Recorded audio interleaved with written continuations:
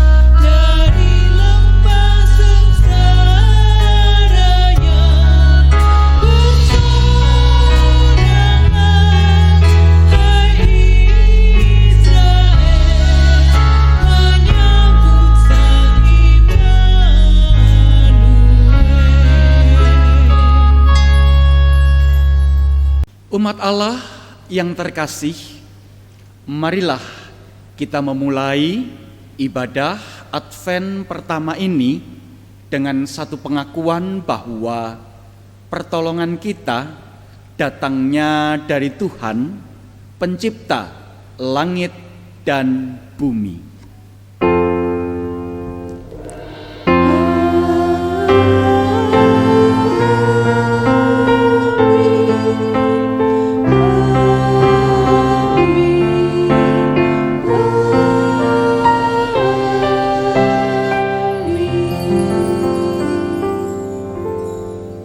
Damai Tuhan beserta saudara dan besertamu juga.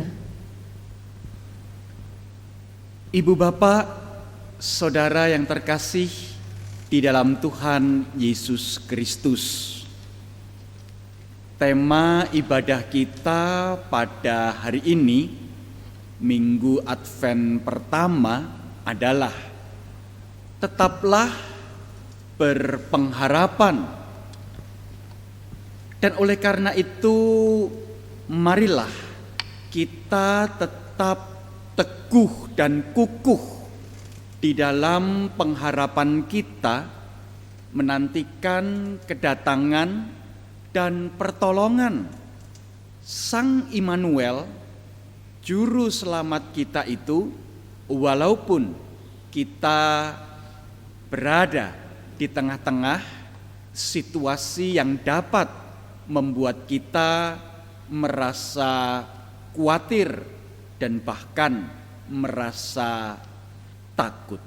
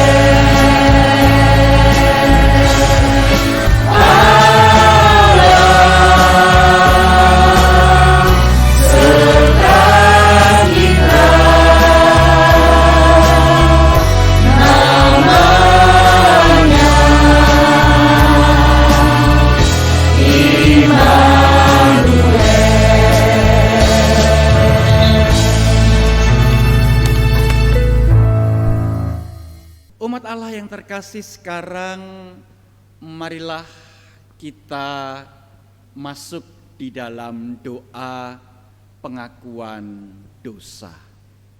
Mari kita berdoa. Bapa Surgawi, kami menyadari bahwa di tengah situasi dan kondisi yang dapat membuat kami merasa khawatir dan bahkan merasa takut, seharusnya kami justru mengarahkan kehidupan kami kepadamu dengan penuh harap, sehingga kami sungguh boleh merasakan tangan Tuhan menopang dan menguatkan langkah-langkah kehidupan kami. Tetapi ternyata kami justru larut di dalam situasi dan kondisi yang ada di sekitar kami, sehingga kami diam membisu dan membeku, terkungkung di dalam rasa khawatir dan rasa takut, tidak tahu harus berbuat apa. Oleh karena itu, ya Bapa Surgawi, kami berdoa mohon Engkau mengampuni segala kesalahan dan keterbatasan kami. Engkau membasuh dosa-dosa dan pelanggaran-pelanggaran yang ada di dalam pikiran kami, yang terucap melalui lidah dan bibir kami, yang nyata melalui perbuatan kami. Ampunilah kami ya Bapa Surgawi, sebab kami memohon hanya di dalam nama Yesus Kristus, Tuhan, Juru Selamat dunia yang lahir bagi kami. Amin. Umat Allah yang terkasih, kasih Allah itu nyata bagi kita semua, dan oleh karena itu dengarkanlah berita anugerah seperti yang tercantum di dalam Mazmur 46 ayatnya yang kedua sampai dengan yang keempat, yang berkata demikian.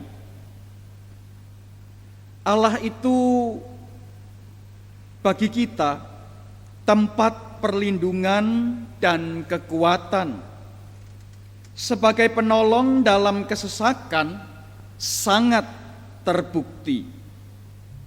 Sebab itu kita tidak akan takut, sekalipun bumi berubah, sekalipun gunung-gunung guncang di dalam laut, sekalipun ribut dan berbuih airnya, sekalipun gunung-gunung goyang oleh geloranya.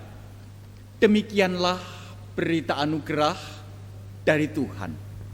Syukur kepada Allah.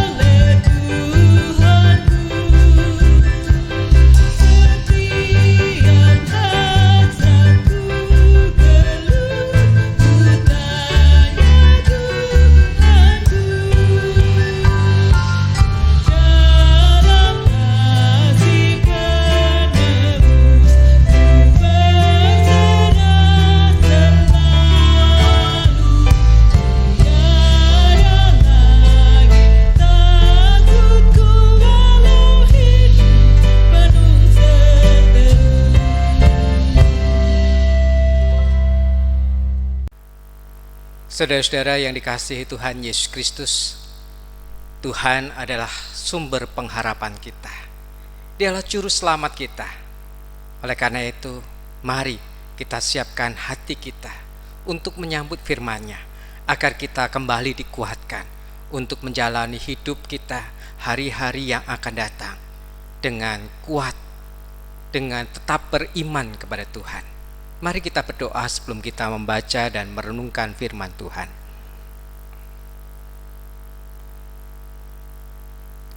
Allah yang baik, yang senantiasa menjagai kehidupan kami, yang tetap setia menyertai kami, merendah kehidupan kami. Di tengah-tengah situasi yang kami alami setiap saat, Engkau senantiasa hadir, menguatkan dan menolong kami. Allah, kadang kami merasa lelah, kadang kami merasa putus asa, melihat situasi dan mengalami berbagai pergumulan dan penderitaan.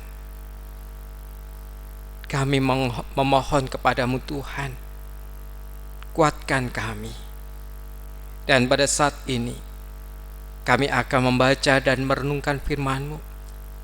Kiranya Roh Kudus-Mu membimbing kami, agar setiap bagian yang kami baca dan renungkan akan menguatkan kami dan membimbing kami dalam perjalanan iman kami bersama dengan Tuhan. Di dalam nama Tuhan Yesus kami berdoa. Amin. Bacaan pertama diambil dari Yesaya pasal 64 ayat yang pertama sampai ayat yang ke-9. Demikianlah firman Tuhan.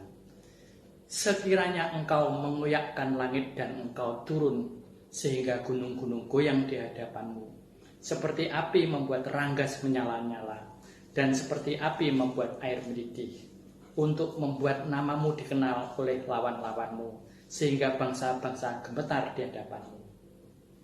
Karena engkau melakukan kedahsyatan yang tidak kami harapkan, seperti tidak pernah didengar orang sejak dahulu kala. Tidak ada telinga yang mendengar dan tidak ada mata yang melihat. Seorang Allah yang bertindak bagi orang yang menanti-nantikan Dia, hanya Engkau yang berbuat demikian. Engkau menyongsong mereka yang melakukan yang benar dan yang mengingat jalan yang Kau tunjukkan. Sesungguhnya Engkau ini murka, sebab kami berdosa terhadap Engkau, kami memberontak sejak dahulu kala. Ayat ke-6, demikianlah kami sekalian seperti seorang najis, dan segala kesalahan kami seperti kain kotor. Kami sekalian menjadi layu seperti daun, dan kami lenyap oleh kejahatan kami, seperti daun dilenyapkan oleh angin. Tidak ada yang memanggil namamu, atau yang bangkit untuk berpegang kepadamu, sebab engkau menyembunyikan wajahmu terhadap kami, dan menyerahkan kami ke dalam kekuasaan dosa kami. Tetapi sekarang ya Tuhan, Engkaulah Bapa kami, kamilah tanah liat, dan Engkaulah yang membentuk kami. Dan kami sekalian adalah buatan tangan-Mu. Ya Tuhan, janganlah murka amat sangat, dan janganlah mengingat-ingat dosa untuk seterusnya. Sesungguhnya, pandanglah kiranya kami sekalian adalah umat-Mu. Demikianlah sabda Tuhan. Syukur kepada Allah.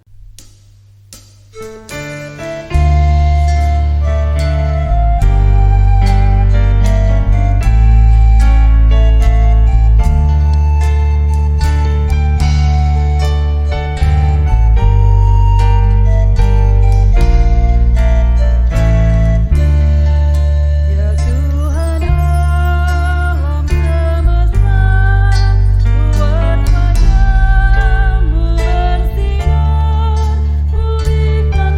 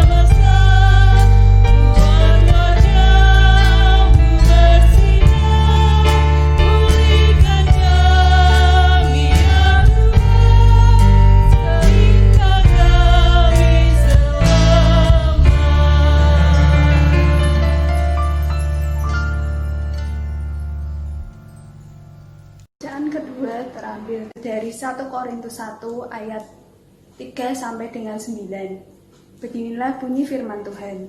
Kasih karunia dan damai sejahtera dari Allah Bapa kita dan dari Tuhan Yesus Kristus menyertai kamu. Aku senantiasa mengucap syukur kepada Allahku karena kamu atas kasih karunia Allah yang dianugerahkannya kepada kamu dalam Kristus Yesus. Sebab di dalam Dia, kamu telah menjadi kaya dalam segala hal, dalam segala macam perkataan dan segala macam pengetahuan. Sesuai dengan kesaksian tentang Kristus yang telah diteguhkan di antara kamu. Demikianlah kamu tidak kekurangan dalam suatu karunia pun, sementara kamu menantikan pernyataan Tuhan kita Yesus Kristus. Ia juga akan meneguhkan kamu sampai kepada kesudahannya, sehingga kamu tak bercacat pada hari Tuhan kita Yesus Kristus. Allah yang memanggil kamu kepada persekutuan dengan anaknya Yesus Kristus Tuhan kita adalah setia. Demikianlah sabda Tuhan. Syukur kepada Allah.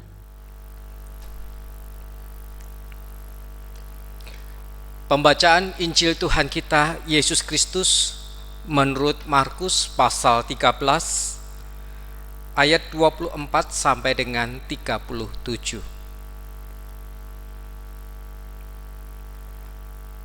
Markus pasal 13 ayat 24 sampai dengan 37. Tetapi pada masa itu, sesudah siksaan itu, matahari akan menjadi gelap dan bulan tidak bercahaya, dan bintang-bintang akan berjatuhan dari langit, dan kuasa-kuasa langit akan goncang. Pada waktu itu, orang akan melihat Anak Manusia datang dalam awan-awan dengan segala kekuasaan dan kemuliaannya. Dan pada waktu itu pun, Ia akan menyuruh keluar malaikat-malaikatnya dan akan mengumpulkan orang-orang pilihannya dari keempat penjuru bumi, dari ujung bumi sampai ke ujung langit. Tariklah pelajaran dari perumpamaan tentang pohon ara. Apabila ranting-rantingnya melembut dan mulai bertunas, kamu tahu bahwa musim panas sudah dekat. Demikian juga, jika kamu lihat hal-hal itu terjadi, ketahuilah bahwa waktunya sudah dekat, sudah di ambang pintu. Aku berkata kepadamu, sesungguhnya angkatan ini tidak akan berlalu sebelum semuanya itu terjadi. Langit dan bumi akan berlalu, tetapi perkataanku tidak akan berlalu. Tetapi tentang hari atau saat itu, tidak seorang pun yang tahu. Malaikat-malaikat di sorga tidak, dan anak pun tidak, hanya Bapa sendiri. Hati-hatilah dan berjaga-jagalah, sebab kamu tidak tahu bila manakah waktunya tiba. Dan halnya sama seperti seorang yang bepergian, yang meninggalkan rumahnya dan menyerahkan tanggung jawab kepada hamba-hambanya, masing-masing dengan tugasnya, dan memerintahkan penunggu pintu supaya berjaga-jaga. Karena itu, berjaga-jagalah, sebab kamu tidak tahu bila manakah tuan rumah itu pulang, menjelang malam, atau tengah malam, atau larut malam, atau pagi-pagi buta. Supaya kalau ia tiba-tiba datang, jangan kamu didapatinya sedang tidur.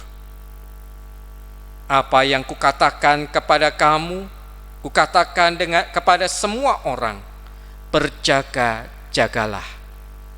Demikianlah pembacaan firman Tuhan. Berbahagialah setiap orang yang mendengarkan firman Tuhan dan memelihara dalam kehidupan sehari-hari. Maranatha. Saudara-saudara yang dikasihi Tuhan Yesus Kristus, 9 bulan sudah pandemi COVID-19 melanda Indonesia. Pandemi COVID ini memberikan dampak yang sangat besar.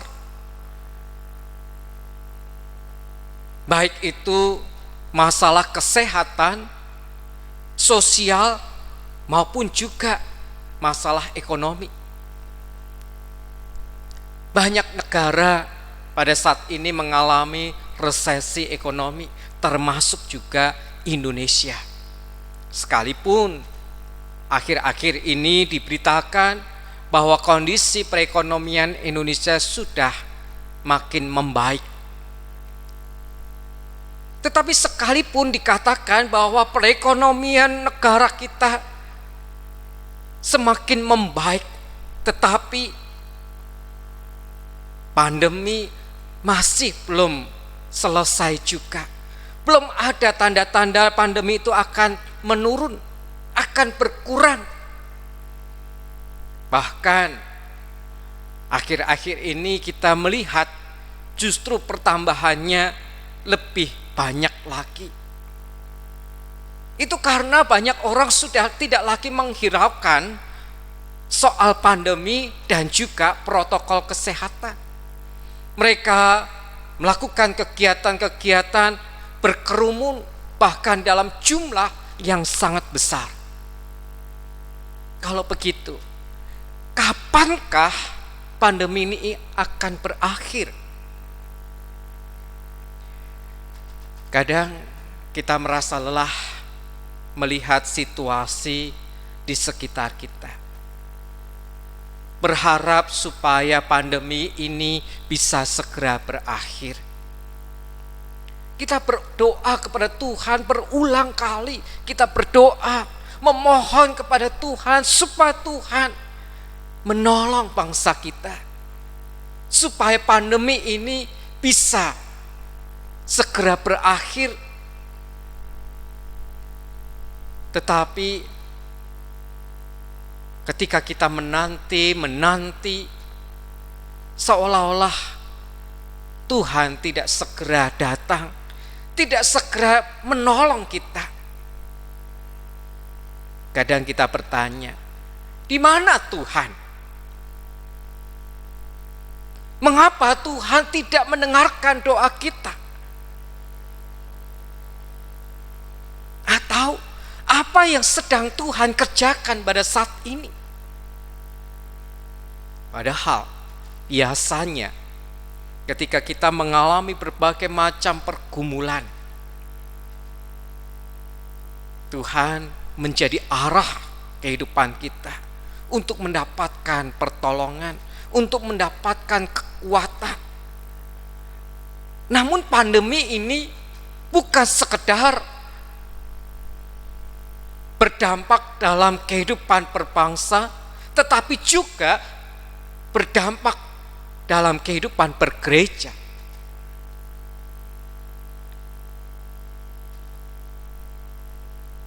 Sampai sekarang ini masih banyak gereja-gereja yang mengadakan ibadah secara daring, belum dapat mengadakan ibadah secara onsite di gedung gereja. Tahun ini saja kita tidak bisa melaksanakan ibadah Paskah di gedung gereja. Dan bisa jadi kita juga tidak akan bisa melaksanakan ibadah Natal di gedung gereja. Sebagian besar gereja-gereja juga sudah meniadakan perayaan Natal, mengingat situasi yang belum kondusif untuk mengadakan perayaan Natal. Saudara-saudara yang dikasihi Tuhan Yesus Kristus, biasanya ketika kita dalam pergumulan, kita berusaha untuk mendekat kepada Tuhan. Kita rajin beribadah, mendekatkan diri kepada Tuhan. Tetapi ketika gereja pun terkena dampak dari pandemi COVID ini, masih adakah pengharapan yang kita miliki?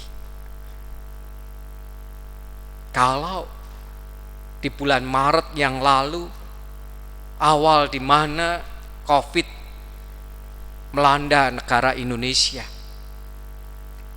kita melaksanakan ibadah di rumah masing-masing bersama dengan keluarga, ibadah secara daring, kita ikuti dengan khidmat. Tetapi setelah 9 bulan berlalu, apakah kita masih bisa beribadah secara khusyuk seperti dahulu? Saudara-saudara yang dikasihi Tuhan Yesus Kristus, apabila kita membaca bacaan kita di dalam Injil Markus pasal yang ke-13, mulai ayat yang ketiga sampai dengan ayat yang ke-32. Di sana kita melihat satu kondisi yang dihadapi oleh umat, di mana pada saat Injil ini ditulis mengalami satu penderitaan yang berat. Bukan sekedar 1-2 hari, seminggu 2 minggu, 1 bulan 2 bulan. Bisa jadi penderitaan yang mereka alami sangatlah panjang.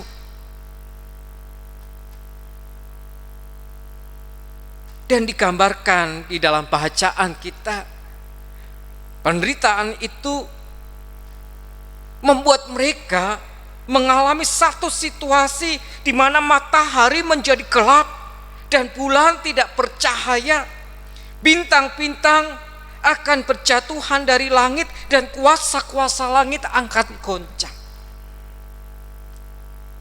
Penderitaan yang amat sangat, sehingga digambarkan mereka dalam kegelapan.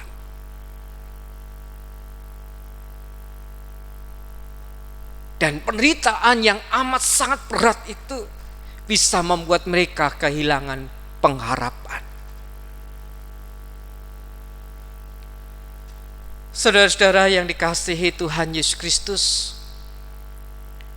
dalam situasi itu mereka tentu berharap kepada Tuhan, bahwa Tuhan segera datang, dan mereka menghayati benar bahwa penderitaan mereka akan sementara saja, karena Tuhan segera datang menolong mereka, memulihkan kehidupan mereka, dan menghukum orang-orang yang telah berbuat jahat, melenyapkan segala penderitaan, segala penyakit.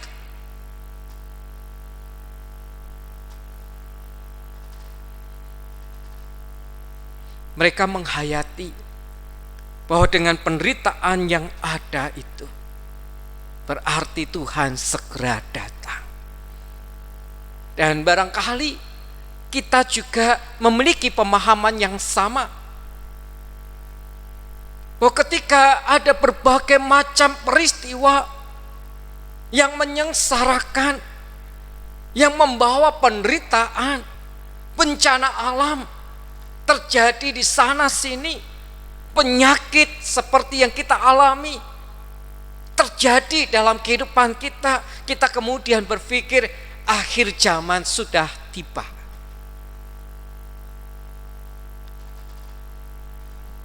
Sehingga kita mengidentikan bahwa akhir zaman itu sama dengan peristiwa-peristiwa yang mengerikan. Namun benarkah demikian? Bukankah Tuhan Yesus datang ke dunia ini untuk memulihkan segala sesuatu?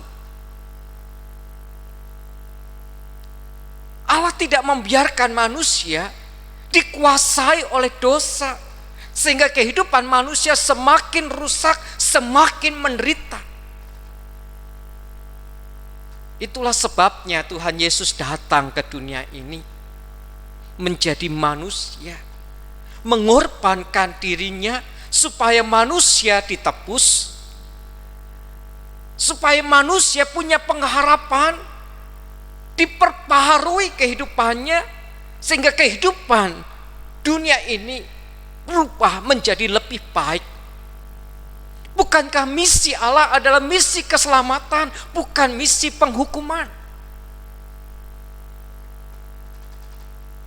Oleh karena itu, Tuhan Yesus mengambil sebuah perumpamaan, yaitu supaya kita memperhatikan tentang pohon ara. Ketika pohon ara itu rantingnya mulai melembut dan bertunas, itu berarti musim panas sudah dekat. Dan artinya bahwa pohon ara itu nantinya akan menghasilkan buah yang manis, yang baik. Dan musim panas itu memberikan satu pengharapan bahwa ketika mereka ada dalam kuasa musim dingin yang menyakitkan, hadirnya musim panas itu memberikan satu pengharapan, satu kehangatan, satu kehidupan. Oleh karena itu, saudara-saudara yang dikasihi Tuhan Yesus Kristus, janganlah kita berfokus memusatkan perhatian kita pada hal-hal yang mengerikan. Karena semuanya itu justru akan melemahkan iman kita dan akan menghilangkan pengharapan kita. Tetapi marilah kita tetap berharap kepada Tuhan. Dia yang setia menyertai kita, yang mengasihi kita tanpa batas.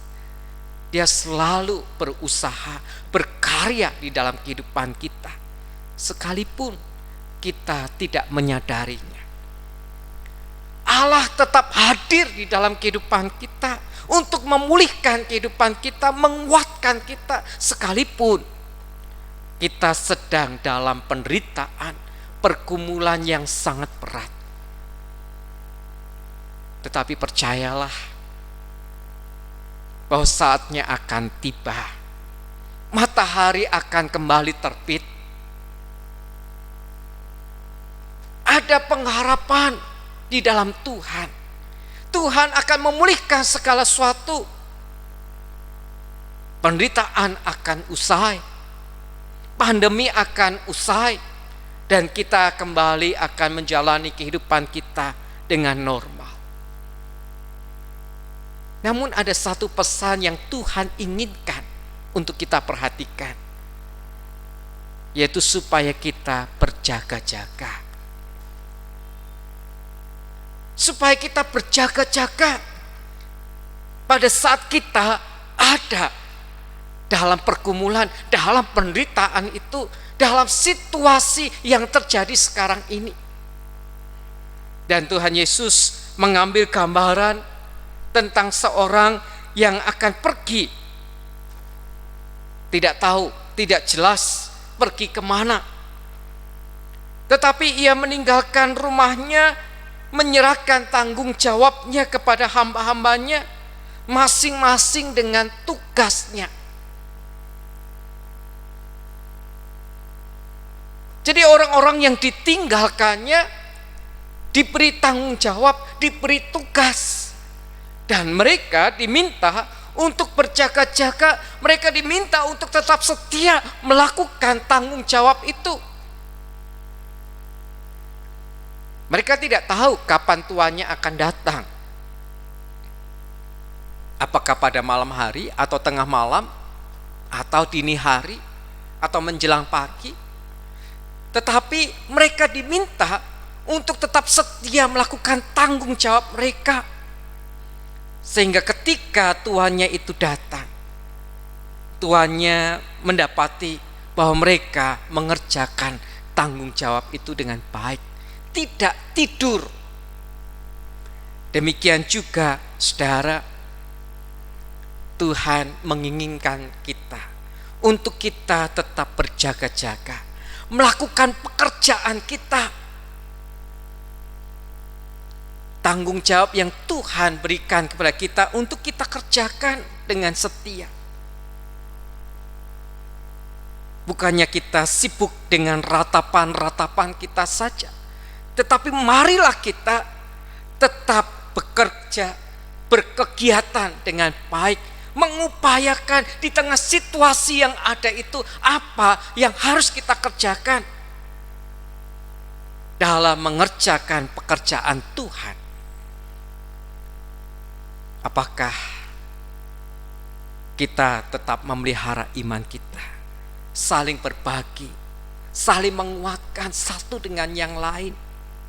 Apakah kita setia bersaksi tentang cinta kasih Tuhan kepada sesama kita? Jangan sampai ketika Tuhan datang kembali mendapati kita justru tidur. Artinya bermalas-malasan, tidak melakukan apa yang Tuhan tugaskan kepada kita. Mari saudara, dengan tetap berpengharapan bahwa saatnya nanti akan terjadi pemulihan, kita melakukan tugas kita, tanggung jawab kita dengan baik dan setia. Amin.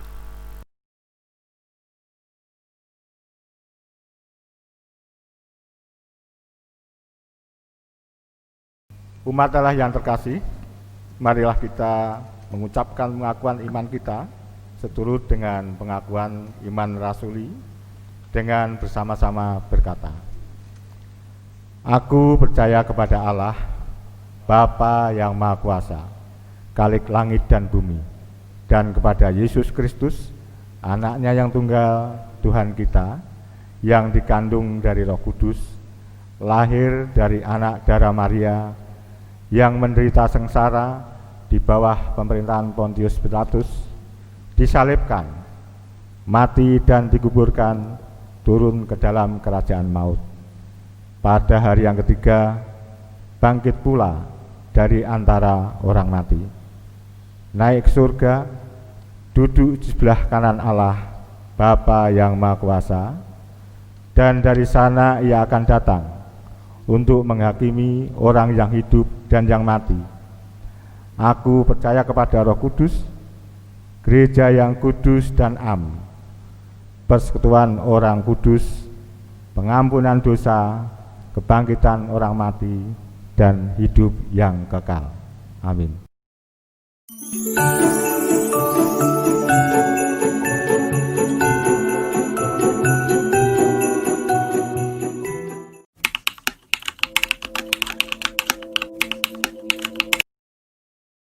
Profesi saya sekarang, saya adalah pensiunan pegawai negeri ya, pensiunan PNS, yang tadinya saya pernah menjadi instruktur di BLK Semarang sejak tahun 1980 sampai 2020, sehingga masa kerja saya itu 40 tahun sebagai instruktur ya, bidang pengelasan. Nah sekarang sudah pensiun, sudah purna tugas beberapa bulan yang lalu, sehingga kegiatan saya, aktivitas saya hari ini biasa setelah pensiun ya lihat TV ya. Yang pertama kegiatannya lihat TV itu mesti yang dilihat saya 60% itu mesti YouTube, baru 40% itu siaran TVRI. Nah, dari melihat YouTube itu saya kemudian termotivasi ya untuk membuat sebuah kegiatan setelah pensiun ini. Kesibukan saya yang pertama itu untuk bulan Maret itu sudah saya melaksanakan atau mulai beternak ya. Pertama yang di rumah Semarang ini saya ternak lele, dan saya kira ya cukup lumayan ya hasilnya, dan sudah dikelola oleh istri saya, dan saya sekarang mengembangkan lagi di peternakan ayam ya peternakan ayam ini sudah baru saya kritis beberapa bulan yang lalu. Saya membuat kandang dan sekarang masih proses pembuatan kandang, namun sudah ada beberapa ayam yang kita ternakkan di sebelah kandang itu yang kita bangun.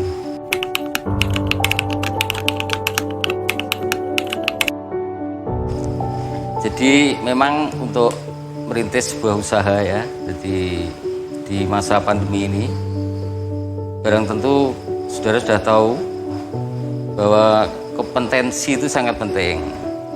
Jadi kita harus melihat potensi diri kita sendiri, kira-kira apa. Kalau perlu mungkin harus yang sesuai dengan bakat, minat ya, kemudian kompetensinya. Nah, saya kan untuk kompetensinya sudah saya tinggalkan semua. Kompetensi saya sebagai instruktur dan sebagai ahli las ya sudah saya tinggalkan. Saya pindah ke bidang peternakan ini. Saya hanya melihat referensi saya dari YouTube dan mesti juga banyak tantangan-tantangan waktu saya mulai ya. Pertama, kalau masalah tempat nggak ada masalah, tapi masalah bibit ya untuk lele. Pertama, bibit lele memang kalau bisa yang sudah agak besar ya, sehingga untuk kematiannya itu sedikit ya, resiko kematiannya sedikit. Itu untuk pertama kali, tapi kalau sekarang sudah lancar, sudah lumayan kematiannya sangat rendah, sehingga hasilnya juga akan lebih baik. Yang untuk lele ya. Kalau untuk yang ini, yang ayam ya, karena saya ini memelihara ayam kampung dan jarak saya memelihara ini cukup jauh, sehingga saya serahkan kepada orang lain, sehingga sebenarnya perlu pemantauan yang rutin. Kemarin ini agak lama, hampir 1 bulan baru saya pantau, sehingga persiapan kandang-kandang yang kecil-kecil yang dipersiapkan untuk indukan sama untuk anak ayam sampai besar ini terlambat, sehingga agak ada hambatan di dalam pertumbuhannya. Jadi kandangnya sempit tapi ayamnya terlalu banyak gitu. Sehingga harusnya dipantau sesering mungkin sehingga tidak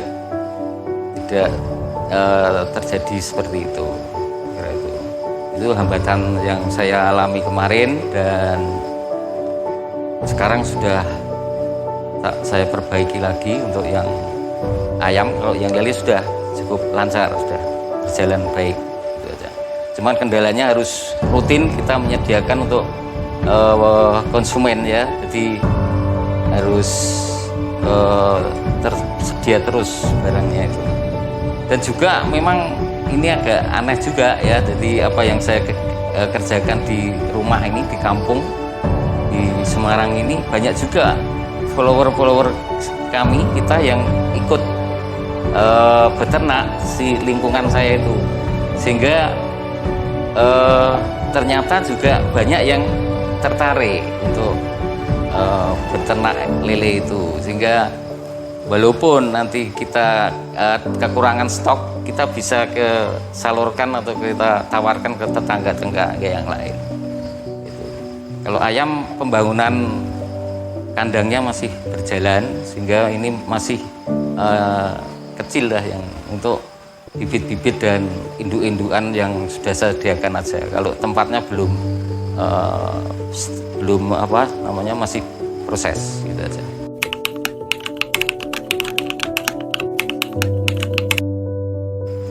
Jadi tantangan yang saya alami itu tidak lepas dari mengingatkan kita sebagai orang beriman, orang percaya, tentunya harus punya pengharapan yang besar, pengharapan penuh pada Tuhan. Karena saya telah tertolong melalui Tuhanlah saya diberi cara untuk memperbaiki.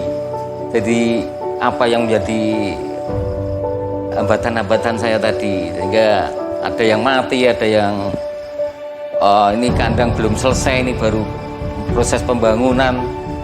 Tanpa pertolongan Tuhan saya kira tidak bisa terlaksana dengan baik, sehingga kami mengucap syukur bahwa Tuhanlah yang memberi petunjuk, yang memberikan semuanya untuk yang dapat saya kerjakan ini. Jangan takut, Dia Immanuel.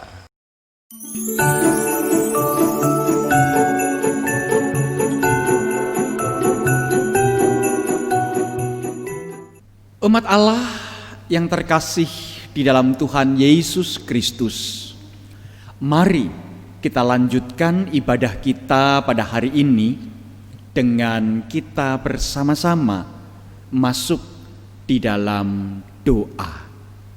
Mari kita berdoa.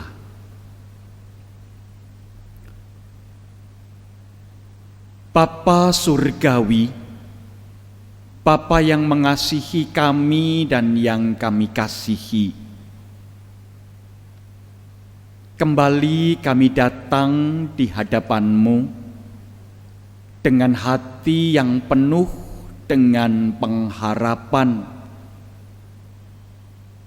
memohon segala berkat dan rahmat-Mu bagi kami semua, khususnya sebagai satu keluarga.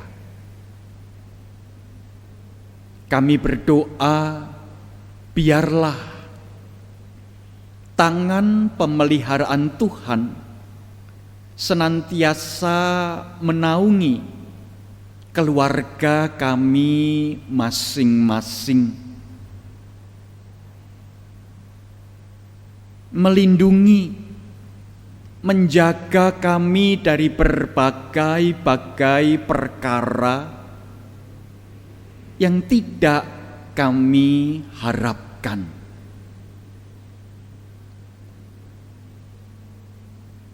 Kami memohon tangan pemeliharaan Tuhan itu jugalah yang akan memampukan kami untuk terus menjalani aktivitas kami sehari-hari dengan penuh sukacita, dengan penuh semangat, dan dengan penuh kerinduan. Tangan Tuhan menopang, meneguhkan, dan mengukuhkan langkah-langkah perjalanan kehidupan kami. Selanjutnya, kami pun teringat berdoa bagi gereja kami, GKI Taman Mojopahit. Kami bersyukur untuk keberadaan gereja Tuhan, di mana kami boleh mengalami kelahiran baru dan bertumbuh di dalam anugerah Kristus. Terkhusus kami teringat berdoa bagi setiap anggota majelis jemaat, baik yang berjabatan penatua maupun yang berjabatan pendeta. Kami memohonkan berkat dan hikmat-Mu bagi kekasih-kekasih hati kami ini, sehingga ya Bapa Surgawi, tangan-Mu yang berkarya di dalam dan melalui kehidupan mereka sungguh boleh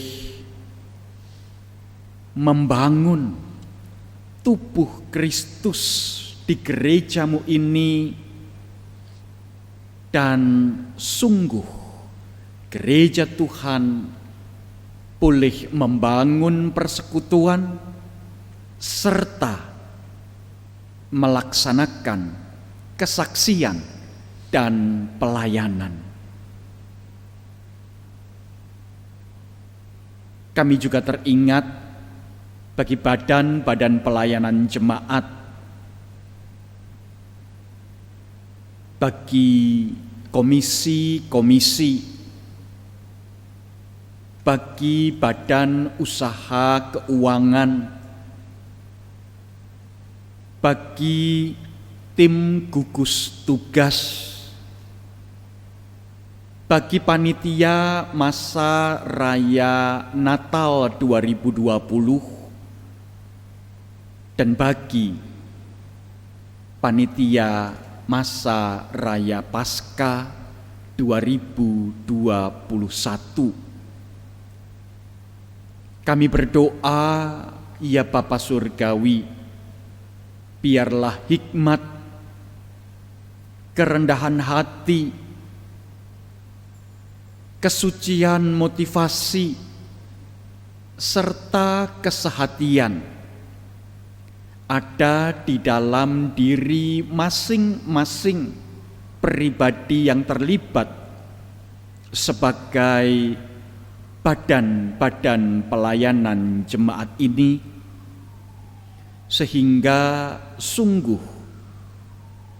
panggilan pelayanan yang Engkau percayakan kepada mereka dapat mereka lakukan dengan penuh kesungguhan, penuh sukacita, dan juga dengan penuh semangat. Kami juga berdoa, ya Bapa Surgawi, bagi kekasih-kekasih hati kami yang sudah berusia lanjut. Mereka yang termasuk di dalam kelompok usia yang paling rentan di tengah-tengah situasi pandemi virus corona ini. Kami memohon, biarlah tangan Tuhan memelihara, melingkupi dan melindungi mereka melalui pola hidup bersih, pola hidup sehat. Engkau senantiasa memampukan mereka untuk memiliki hati yang bersyukur serta bersukacita, dan dengan demikian imunitas tubuh mereka tetap dapat terpelihara. Juga bagi saudara-saudara kami yang berada di dalam kondisi lemah tubuh, kami memohon biarlah dengan pola hidup teratur yang mereka kerjakan, melalui makanan, minuman, obat-obatan, serta suplemen yang mereka konsumsi, pendampingan dari para medis dan juga orang-orang terdekat, orang-orang terkasih. Engkau boleh menjamah tubuh mereka, Engkau juga boleh memulihkan kondisi fisik mereka, Engkau juga boleh menambah-nambahkan sukacita dan damai sejahtera surgawi di dalam hati mereka, sebab kami mengingat firman-Mu yang berkata bahwa hati yang gembira adalah obat yang manjur bagi tubuh yang lemah. Kami juga berdoa bagi saudara-saudara kami yang berada di dalam berbagai-bagai pergumulan. Mereka yang berharap akan berbagai-bagai perkara yang Engkau boleh bekerjakan di dalam dan melalui kehidupan mereka. Kami berdoa memohon Engkau boleh menjawab kerinduan-kerinduan hati mereka sesuai dengan waktu Tuhan, sesuai dengan cara Tuhan, sesuai dengan kehendak Tuhan. Dan ya Bapa Surgawi, saat ini kami pun teringat bagi situasi dan kondisi bangsa dan negara kami, khususnya manakala di beberapa daerah akan dilangsungkan pemilihan kepala daerah. Kami sungguh merindukan Engkau turut campur tangan di dalam kehidupan bangsa dan negara kami. Dengan penyelenggaraan peristiwa politik di tengah-tengah kehidupan bangsa kami berdoa biarlah pandemi virus corona tidak menjadi semakin bertambah lama, dan biarlah kami pun boleh mendapatkan pemimpin-pemimpin daerah dari anak bangsa ini yang sungguh-sungguh mencintai, mengasihi setiap pribadi yang ada di daerah mereka masing-masing, dan mereka yang terpilih sungguh-sungguh adalah pribadi-pribadi yang mau bekerja, mau berkarya bagi kebutuhan serta kelangsungan hidup setiap anak bangsa di daerah yang ia pimpin. Engkau juga pelihara situasi dan kondisi keamanan, stabilitas ekonomi, serta peristiwa-peristiwa lain yang berlangsung di dalam kehidupan bangsa dan negara kami.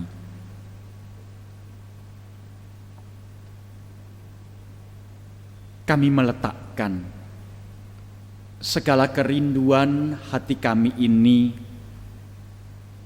hanya ke dalam tangan pengasihan Yesus Kristus, Sang Immanuel, yang kami nantikan peringatan kedatangannya yang telah mengajar kami berdoa.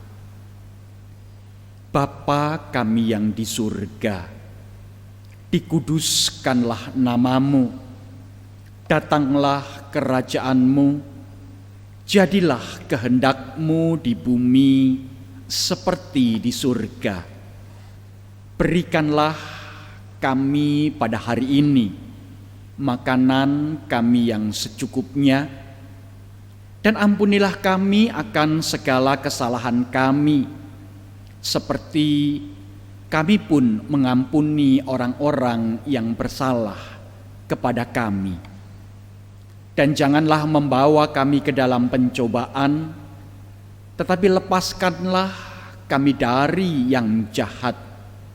karena Engkaulah yang empunya kerajaan dan kuasa dan kemuliaan sampai selama-lamanya.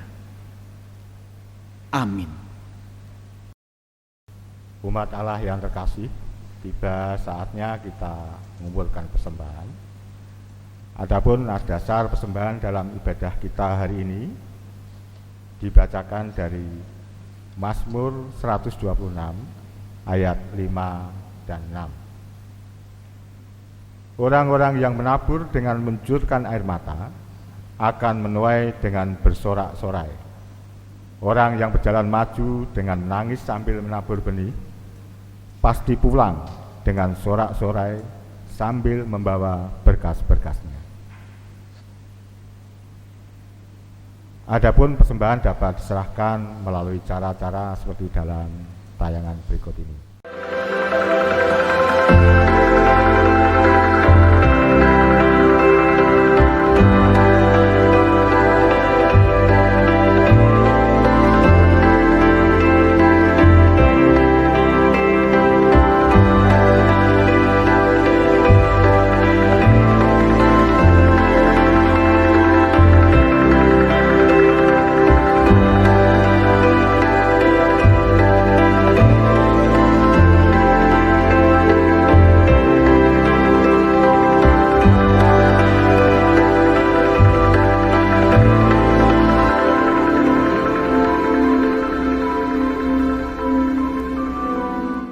Tuhan memberkati.